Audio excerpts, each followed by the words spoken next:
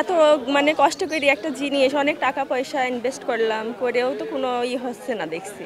আর নিজেদের মাছ ছাইরেও নিজেরা মানে করতে পারছি না, তারা লুটপাট করে নিয়ে চলে যাচ্ছে, হুমকি দিচ্ছে যে হলো দেখবো কে ঠেকায়। এগুলো তো ঠিক না। কারণ আমরা আমাদের সরকারের কাছে আমাদের আবেদন এটাই যে আমরা যেন সঠিকভাবে করে প্রশাসনের বুঝে পাই যেন। আমার এই যে কাগজপাতি দেখছেন এগুলো আমার ডেকে বর্তমান পয়লা বৈশাখ থেকে তিন বছরের জন্য আমাকে দিয়ে দিয়েছে গভর্নমেন্ট। এগুলা ওই 5 তারিখের পরে তাণ্ডবকারীরা নিজের দখলে নেওয়ার চেষ্টা করছে এবং চুরি করে মাছ টাছ মারছে। আমার সরকারের কাছে আবেদন, আমার প্রান্তিক চাষিরা, ক্ষুদ্র গরিব মৎস্য চাষিরা যাতে আমাদের এই নদী সুষ্ঠুভাবে আবাদ করতে পারে, ফিরে পাই, এটাই আমার আবেদন। পয়লা বৈশাখ থেকে আমরা আমাদের সমিতির পক্ষে সরকার লিজ দিয়েছে। এখন আমরা চাচ্ছি যে আমরা সঠিকভাবে নদী আমরা আবাদ করব। এখন এজারকৃত যাদের নামে মামলা করা হয়েছে এরা নদী চাষ করতে দিচ্ছে না, এরা আমাদের ছাড়া মাছ এরা জোরপূর্বকভাবে মারছে।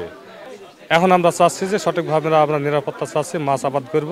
আমরা এটা তো সরকারি মাধ্যমে ডাকে পাইছি, এখানে আমরা অনেক টাকা ইনভেস্ট করছি। আমাদের এমন একটা পরিবেশ হয়ে গেছে, ওনারা যদি আমাদেরকে এখানে না যাইতে দেয় তাহলে আমরা সবাই পথে বসে যাব। ওনারা গ্যাঞ্জাম ফেসাদ করার চেষ্টা করছে, কিন্তু আমরা তো গ্যাঞ্জাম ফেসাদ করব না, আমরা আইনের আশ্রয় নিছি। পয়লা বৈশাখ হইতে নদী এই সমিতির অনুকূলে লিখিতভাবে দখল দেয়, কিন্তু এই তাণ্ডবকারীরা নদী অদ্যাবধি দখল দিনে এরা জোরপূর্বক মাছ ধরছে। আমরাও নদী নেওয়ার পরে মাছ দিছি, সেসব মাছও লুটপাট করে এরা প্রতিদিনই নিয়ে যাচ্ছে, যার ভিডিও ধারণ করা ফুটেজ আমার কাছে বিভিন্ন জায়গায় যখন যতটুকু তুলতে পারিছি ততটুকু তুলে রাখেছি। তো এখানে আমার প্রায় 30-35 লক্ষ টাকার মাছ আমরা পয়লা বৈশাখের পরে আমরা ছাড়িয়েছি। এইসব মাছগুলো সব ওরা লুটপাট করে নিয়ে চলে যাচ্ছে। সমিতির ডাকি আমরা ডাকে পাই গেছি, আমার আর দখল দিচ্ছে না, আমাদের মাছ মারতেও দিচ্ছে না, সব লুটপাট করে মারিয়ে দিচ্ছে। আমাদের ডাইকেছি, আমরা নদীতে মাছ ছাড়িয়েছি, মাছটা আবাদ করবো, হ্যাঁ চাষ করবো, এটাই আমরা ভাবছি। ওয়ালটন আবারও মিলিনিয়ার অফারে ওয়ালটন ফ্রিজ কিনে আপনিও হয়ে যেতে পারেন মিলিয়নিয়ার। ভগীরদহ জলমহল ইজারা নিয়েছে জনসেবা মৎস্যজীবী সমবায় সমিতি, তারা একটা সংবাদ সম্মেলন ডেকেছে এবং তারা আমার কাছেও অভিযোগ দিয়েছিল এবং তারা ডিসি অফিসে অভিযোগ দিয়েছে যে তারা জলমহলটা আসলে মাছ ছাড়তে পারতেছে না। আসলে কিছু কিছু পয়েন্টে এরকম সমস্যা হয়েছে, আমরা শুনেছি। আমার পক্ষ থেকে একাধিকবার আমার পক্ষে এসিলেন গিয়েছে, সেখানে তারা ঝামেলাটা মিটিয়েছে, কিন্তু আসলে যারা দখল করে আছে তারা তো আসলে ওই মাছ ধরতেছে, এটা তো আসলে চুরির অপরাধ। এখন আমরা তাকে জলমহল ইজারার জন্য কার্যক্রম করার জন্য সকল কাগজপত্র দিয়ে দিয়েছি। এখন সে আসলে নিজে বুঝে নিবে। এখন সে আরেক ব্যক্তি তৃতীয় পক্ষ যে চুরি করতেছে, সেই চুরির অপরাধটা তো আসলে আমাদের আসলে ভ্রাম্যমাণ আদালত করে আসলে বিচারের কোনো বিষয় না।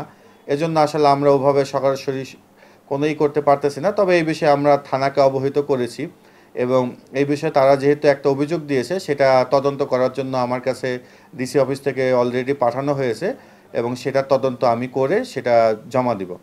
আরেকটা বিষয় সেটা যে পক্ষটা করতে দিচ্ছেন না সেই পক্ষটা তাদের কোনো একটা দাবি দাওয়া নিয়ে তারা লড়তেছে এবং তারা গতকালকে দেখলাম ওই ভগীরদহ জলমহল নিয়ে একটা রিট পিটিশনও করেছে, কালকে আমি দেখলাম।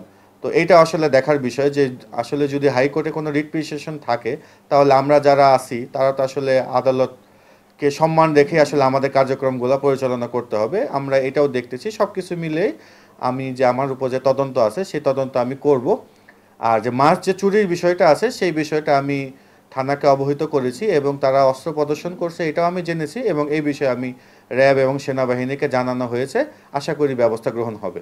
ভেড়ামারা থানার ধরমপুর ইউনিয়নের আওতাধীন কৃষ্ণা নদীতে মাছ ধরা সংক্রান্তে দুই পক্ষের ভিতর একটি তুমুল উত্তেজনা বিরাজ করছে। এ সংক্রান্তে এক পক্ষের আমরা অভিযোগ পেয়েছি, বিষয়টি তদন্তাধীন আছে, তদন্ত করে আমরা আইনের ব্যবস্থা নিব।